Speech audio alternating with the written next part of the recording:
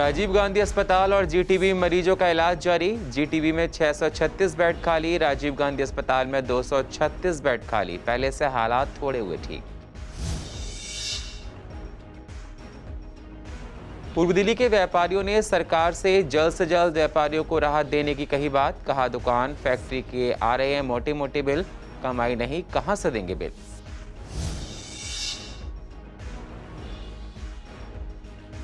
शकरपुर में sewer overflow होने से लोग परेशान। गलियों में गंदा पानी भरने से निकलना मुश्किल।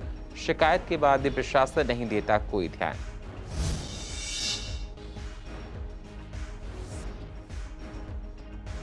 सांसद गौतम गंभीर की तरफ से कृष्णानगर को दिया गया ऑक्सीजन कॉन्संट्रेटर। कोरोना काल में गंभीर फाउंडेशन लोगों की कर रही है मदद।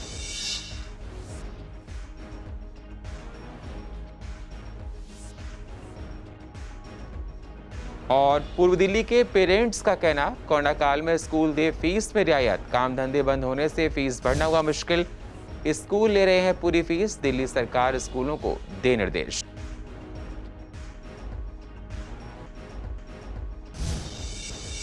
नमस्कार, स्वागत है आप सभी का सीसीएन में और आप देख रहे हैं पूर्व दिल्ली खास। अब होते हैं रूबरू पूर्व दिल्ली की अहम खबरों के साथ। कोरोना के केस पूर्व दिल्ली में दिनों दिन पहले के मुकाबले कम होते जा रहे हैं।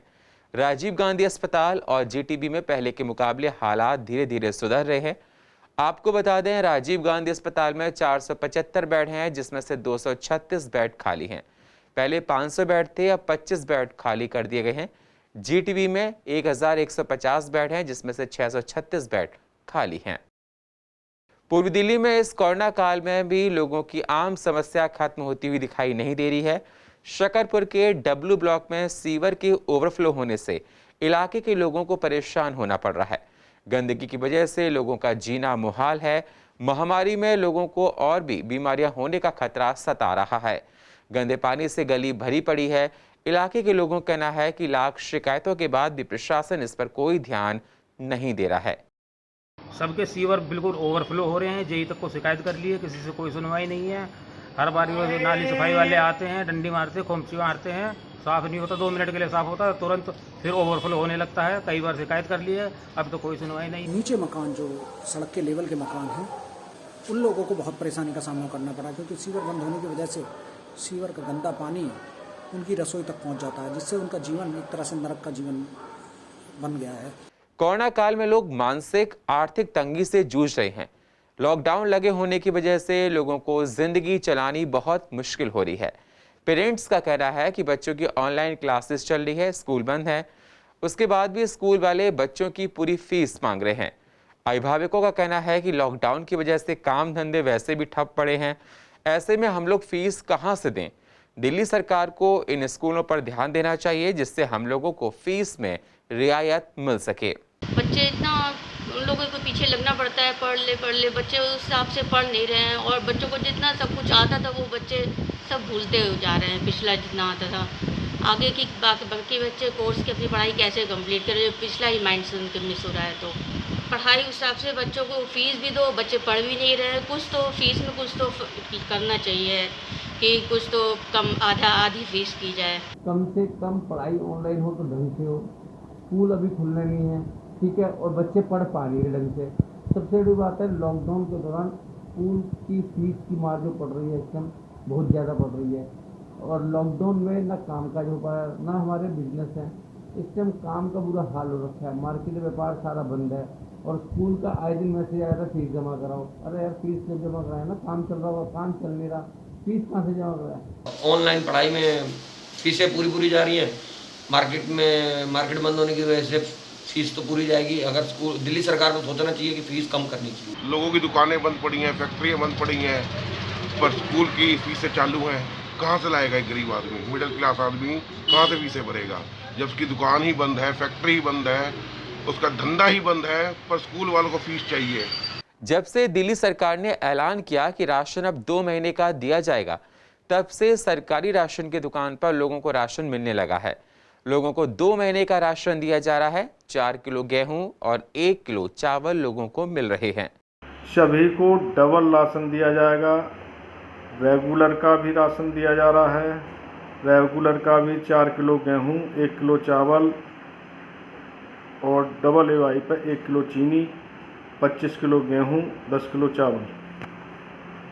इसी तरह से पीएम का राशन 4 किलो गेहूँ और 1 किलो चावल के हिसाब से सभी कार्डधारियों को वितरण होना पूरी तरह से शुरू हो चुका है। कोरोना की वजह से व्यापारी परेशान हैं, काम धंधे चौपट हो गए हैं, बंद पड़े हैं। व्यापारियों ने सरकार से गुहार लगाई है कि जो मोटे मोटे बिजली के बिल आ रहे हैं उनमें राहत दी जाए। व्यापारियों का कहना है कि लॉकडाउन में दुकानें, फैक्ट्री सब बंद हैं, लेकिन फिर भी बिजली के बिल भेजे जा रहे हैं, जिससे व्यापारी वर्ग बहुत परेशान है। काम बंद है लेकिन देनदारी बंद नहीं हो रही है। सरकार जल्द से जल्द व्यापारियों को राहत दे।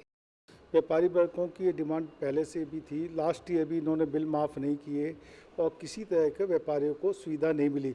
जिसकी दुकानें बंद हैं, किराया भी देगा, बिजली का बिल भी देगा, वो व्यापार कर नहीं पा रहा, लेबर को तनख्वाह भी देगा, कैसे व्यापार करेगा। तो सरकार जब सबको सब्सिडी दे रही है, कम से कम मैं इसको कहूँगा कि किसी भी व्यापारी का खून तो ना चूसे। जब बिजली हमने कंज्यूम ही नहीं करी, हम उसका बिल क्यों दें। तो हम व्यापारी इसलिए विरोध कर रहे हैं, यदि हमने इस्तेमाल नहीं की तो उसका बिल बिल्कुल माफ़ होना चाहिए। यह कोई राहत नहीं है, ये जेन्युइन मांग है हमारी। और इसके अलावा लोगों का जो जीएसटी एडवांस में सरकार के पास जमा है तुरंत रिफंड करें, क्योंकि व्यापारी के पास अब पूंजी नहीं रही व्यापार कर सके और व्यापार में पैसा लगा सके। बैंकों की किस्तें, बैंकों का लोन, बैंकों का ब्याज और किराए, सारे खर्च व्यापारी के ऊपर गए। कोई किसी तरह अगर आप नहीं है तो सरकार से डिमांड करो, जितना भी लोगों के पास इनकम टैक्स जमा है एडवांस में और जितना भी जीएसटी जमा है व्यापारी का, उससे तुरंत रिलीव कर दे। हम दिल्ली सरकार और केंद्र सरकार से मांग करते हैं कि जो भी हमारे बिजली के बिल हैं वो माफ़ किए जाएं। जैसे हमारी दुकानदारों की ये ईएमआई हैं, बैंक की जो किस्तें हैं, वो उनको भी माफ़ किया जाए जब तक लॉकडाउन लगता है। और इस तरह की राहत बहुत ज़रूरी है। जब व्यापार नहीं होगा तो टैक्स किस बात का, जैसे जीएसटी का है, तो जीएसटी का भी हम यही मांग करते हैं अपनी राज्य सरकार और केंद्र सरकारों से, वो इसको जब तक का माफ़ किया जाए कि रिटर्न वगैरह जो हम रिटर्न भी जब तक लॉकडाउन है ना रिटर्न भी, और उसका रिटर्न भी जो उसके बाद किसी भी प्रकार का जो टैक्स व्यापारियों के ऊपर लादा जाता है, कि हम मांग करते हैं कि ये टैक्स माफ़ किया जाए। और सबसे महत्वपूर्ण जो है बिजली के का है, या और भी अदर जो भी टैक्सेस, कई प्रकार के टैक्सेस जो होते हैं व्यापारियों के ऊपर होते हैं, हम मांग करते हैं ये सभी के सभी टैक्सेस माफ़ किया जाए। कोरोना काल में लोग एक दूसरे की मदद के लिए आगे आ रहे हैं। गीता कॉलोनी के 5 ब्लॉक में लोग इस संकट की घड़ी में मदद कर रहे हैं। पूरे इलाके को समय समय पर सैनिटाइज किया जा रहा है। जरूरतमंदों को राशन की किट भी दी जा रही है। ऑक्सीजन का सिलेंडर भी जरूरतमंदों को दिया जा रहा है जिनको ज़रूरत होती है। जब से कोरोना आया है दिल्ली में या पूरे हरियाणा में, किसी भी शहर में आया है, तो उन्होंने बढ़ चढ़ के सेवा की है। पहले सैनिटाइजर किया रेगुलर 2020 में, और उसके बाद अब ये सिलेंडर किट दे रहे हैं ऑक्सीजन की। रात बेरात जब मर्जी आओ, जब मर्जी इनको फ़ोन करो, उसी टाइम अवेलेबल मिलेगी आपको। कोई पैसा नहीं लिया है, कोई कुछ नहीं किया, फ्री सेवा है। और अब इसके साथ साथ इन्होंने राशन किट भी देना शुरू कर दिया। जिसको जरूरत हो वो भाई बहन आकर ले सकता है, जब मर्जी आए, रात बेरात जब मर्जी। और आसपास में कोई भी हो जिसको ज़रूरी राशन चाहिए हो तो जब मर्जी हाजिर हो सकता है। ये कोरोना काल में आप समझ सकते हैं कि लोगों को खाने के लिए बड़ी दिक्कत रही है। जो मीडियम मध्यम वर्ग है उसको तो बहुत ही ज़्यादा दिक्कत है, क्योंकि लॉकडाउन खुलते ही उसे बच्चों के स्कूल की फ़ीस देनी है, ईएमआई देनी है, मकान का किराया देना है, बिजली का बिल देना है। उसके अलावा और भी जो मध्यम क्लास व्यक्ति है उसके लिए तो बहुत ही ज़्यादा दिक्कत है। तो कहीं ना कहीं मेरा सरकार से अनुरोध है कि मध्यम वर्ग के लिए देखते हुए जो बिल्कुल निम्न स्तर के लोग हैं, गरीबी रेखा से नीचे वाले, उनकी भी सोचें, और जो ऊपर वाले हैं उनकी भी सोचें। पूर्व दिल्ली के सांसद इस संकट काल में लोगों की बढ़ चढ़कर मदद कर रहे हैं। गौतम गंभीर फाउंडेशन की तरफ से कृष्णानगर में ऑक्सीजन कंसंट्रेटर लोगों की मदद के लिए दिया गया। इलाके के पार्षद संदीप कपूर का कहना है कि अगर किसी को ऑक्सीजन कंसंट्रेटर चाहिए तो हमसे मिलकर ले सकता है, बाद में इस्तेमाल करके वापस हमको कर दें, जिससे और लोगों को भी इसमें सहायता मिल सके। इलाके के लोगों ने सांसद गौतम गंभीर का इस पर शुक्रिया अदा भी किया है। ये जो 2 कंसंट्रेटर देख रहे हैं, ये 2 कंसंट्रेटर हमारे सांसद गौतम गंभीर जी उनकी फाउंडेशन द्वारा ये कृष्णानगर RWA को दिए गए हैं। ऐसे 3 कंसंट्रेटर और मार्केट एसोसिएशन को दिए गए हैं। ये सभी कंसंट्रेटर किशन नगर की जनता के लिए हैं। अपने में से किसी को भी इनकी ज़रूरत पड़ती है तो हमें वो संपर्क कर सकता है और इनके घर पे ये कंसंट्रेटर पहुंचाए जाएंगे। और जब आप इस्तेमाल कर लें, जब आपका काम पूरा हो जाए, इसे दोबारा वापस कर दें, जिससे और ज़्यादा नागरिकों को इसका फ़ायदा। हमारे सांसद माननीय श्री गौतम गंभीर जी का इस कार्य के लिए विशेष आभार व्यक्त करता हूँ। उनके द्वारा चलाए जा रहे इस कोरोना पीड़ित के समय में जितनी मदद वो लोगों की कर रहे हैं वो वाकई काबिल तारीफ़ है। इस सब के लिए मैं अपने क्षेत्रवासियों की ओर से उनको साधुवाद देता हूँ। ईस्ट एमसीडी कोरोना काल में जन्म और मृत्यु प्रमाण पत्र ऑनलाइन ही बना रही है। साउथ जोन में लगभग 1600 के करीब और नॉर्थ जोन में लगभग 1500 के करीब प्रमाण पत्र बनाए जा चुके हैं। लोग ऑनलाइन ही अप्लाई करके संकट की घड़ी में जन्म और मृत्यु प्रमाण पत्र बनवा रहे हैं। हमने पिछले 2 महीने पहले हमने 5 मार्च को हमने डेथ और बर्थ का ऑनलाइन रजिस्ट्रेशन शुरू किया हमने, जिससे लोगों को परेशानी कम हो, लोगों को लाइन में ना लगना पड़े और उनका जो फाइनेंशियल जो उनका शोषण होता था वो भी बंद हो। तो हमने ऑनलाइन किया और उसके बहुत अच्छे रिजल्ट हमारे पास आए हैं। हमारे पास अगर आप डाटा लें आप दोनों जोन्स का, तो साउथ जोन के अंदर लगभग 1630 1630 टोटल अभी तक आए हैं, रजिस्ट्रेशन हुए हैं, जिनमें डेथ और बर्थ दोनों ही हैं। और लगभग 453 453 केस रिजेक्ट हुए हैं। ऐसे ही नॉर्थ जोन के अंदर हमारे 1200 केस हमारे लगभग अभी डेथ के और बर्थ के हमारे कन्फर्म हुए हैं और 215 केस हमारे लगभग 215 केस हमारे तो रिजेक्ट हुए हैं। रिजेक्ट केस की बात कर ले तो वो किस कारणवश हुआ है? उसमें अगर कोई इंफॉर्मेशन जो हमें उनको देनी होती है, हमें जो हमारी जो रिक्वायर्ड हमारी जो क्वेरीज हैं, अगर उसमें कहीं कोई वो पूरी नहीं कर पाते हैं या कोई गलत होती है, इस इशू पर फिर हम उसको रिजेक्ट करते हैं।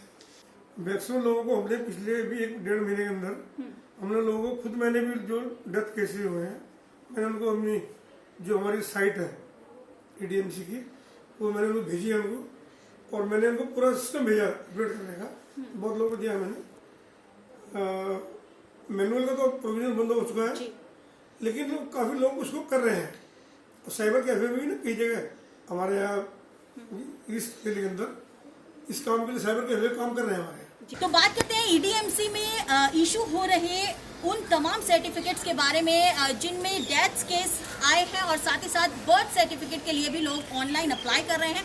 तो आपकी जानकारी के मुताबिक हम बता दें कि साउथ जोन की अगर बात करें तो लगभग 1500 के करीब ये सर्टिफिकेट जो हैं वो अप्लाई किए गए थे, जिनमें से कुछ रिजेक्शन में भी गए हैं, कुछ फॉर्मेलिटीज पूरी ना होने के कारण। लेकिन अगर नॉर्थ जोन की बात करें तो नॉर्थ जोन में भी कुछ इसी तरीके का आंकड़ा सामने आया है, जिसमें से रिजेक्शन की जो केसेस हैं वो भी निकल कर आए हैं। लेकिन इसके अलावा अगर हट के बात की जाए तो लगातार इस तरह की जो एप्लीकेशंस हैं ऑनलाइन वो MCD के स्टाफ के पास आ रही हैं, क्योंकि कोविड का समय है, लॉकडाउन का समय है और स्टाफ की भी कमी है। तो ऐसे में ये काम लगातार जारी ज़रूर है, लेकिन कुछ टेक्निकल जो इश्यूज हैं वो भी निकल कर सामने ज़रूर आ रहे हैं। कैमरा पर्सन मोहित के साथ मैं वंदना कश्यप, CCN।